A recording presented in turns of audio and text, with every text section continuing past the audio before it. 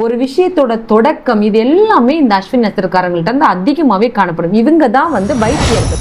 உலகத்திற்கு ஒளியும் உயிர்களுக்கு நம்பிக்கையுமே கொண்டு வந்தவங்க தான் இந்த அஸ்வினி நட்சத்திரக்காரங்க. எல்லா தலைநகரங்களுக்குமே வந்து ஹெட் வந்து இந்த அஸ்வினி நட்சத்திரம் தான். அப்போ நீங்கள் அஸ்வினி நட்சத்திரமா இருந்தீங்க அப்படின்னா நீங்கள் வந்து முருகனை மட்டுமே பிடிச்சுக்கோங்க. 27 நட்சத்திரத்தில் முதல் நட்சத்திரமான அஸ்வினி நட்சத்திரத்தை பற்றி தான் நீங்கள் பார்க்க போகிறோம். அஸ்வினி நட்சத்திரத்தின் அதிதேவதைகள் வந்து அஸ்வினி குமாரர்களாகிய இருவர்.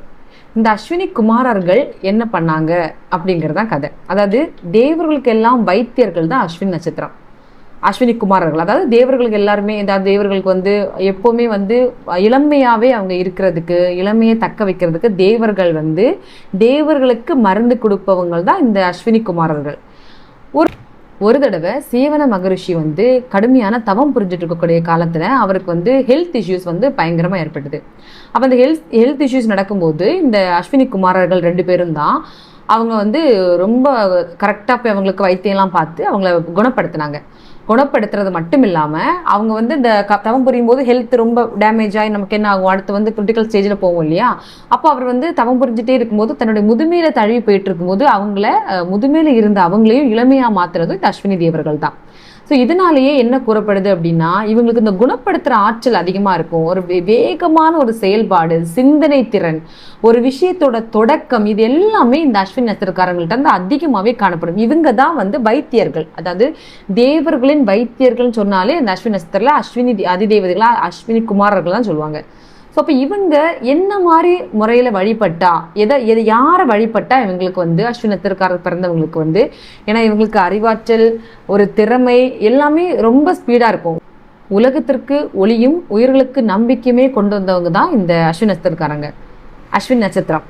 ஸோ அப்போது இவங்களுக்கு வந்து முருகப்பெருமான், முருக கடவுளை வந்து இவங்க வழிபடுறது மட்டும்தான் இவங்களுக்கு இருக்கக்கூடிய ஒரு தெய்வம், ஒரு கடவுள். அஸ்வினி அதிதேவதைகளையுமே இவங்க வழிபட்டுக்கலாம். இப்போ அதிதேவதைகள்னா அவங்க அந்த அதிகாரங்கள் உட்பட்ட தெய்வங்கள் அவங்களையும் வழிபட்டுக்கலாம். முருகரையும் வழிபட்டுக்கலாம். முருகரை வழிபடணும்னு சொல்லிட்டு பழனி முருகன் கோவில், திருப்பரங்குன்று கோவில் தான் இவங்க போகணும்னு கட்டாயமே கிடையாது. நியர்பையில் இருக்க எந்த முருகன் கோவிலுக்கோ இவங்க செவ்வாய்க்கிழமை முருகனுக்கு உகந்த நாள் இவங்க போய் அங்கே வழிபட்டாலே இவங்களுக்கு இருக்கக்கூடிய வாழ்க்கையில தடைகள் எல்லாமே விலகி இவங்க வந்து ஒரு நல்ல பாசிட்டிவ் வைபா. எல்லா தலைநகரங்களுக்குமே வந்து ஹெட் வந்து இந்த அஸ்வினி நட்சத்திரம் தான். கல்வித்துறையை ஆட்சிப்படுத்துறதோ இந்த அஸ்வினி நட்சத்திரம் தான். அப்போ அஸ்வினி நட்சத்திரம் ஒருத்த குழந்தை பிறக்குது அப்படின்னா 100% அதுக்கு கோபம் அதிகமாக இருக்கும். ஏன்னா தலைமை பண்பை அதிகமாக கொண்டது இந்த அஸ்வினி நட்சத்திரம். அவங்களுக்கு வந்து நெளிந்து வளைந்து போகிறது பிடிக்காது. இதனாலேயே நம்ம மேக்ஸிமம் நிறைய பேர்கிட்ட வந்து இந்த டிவோர்ஸ் கேசஸ் எல்லாம் பார்க்க முடியும். அதாவது அவங்களுக்கு கரெக்டான பொருத்தம் அமையலை அப்படின்னா டிவோர்ஸ் கேசஸை பார்க்க முடியும்.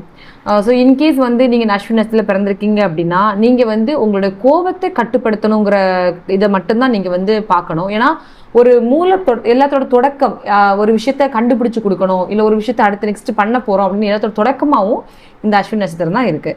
அப்போ நீங்கள் அஸ்வினி நட்சத்திரமாக இருந்தீங்க அப்படின்னா நீங்கள் வந்து முருகனை மட்டுமே பிடிச்சுக்கோங்க. அதுக்காக நீங்கள் மெனக்கெட்டு ரொம்ப தூரம் ட்ராவல் பண்ணணும்னு அவசியம் இல்லை. நியரஸ்ட் இருக்கக்கூடிய முருகர் கோவிலை போய் நீங்கள் வழிபட்டாலே உங்களுக்கு எல்லாமே நல்லாயிருக்கும். விநாயகரையுமே நீங்கள் வந்து வழிபட்டுக்கலாம்.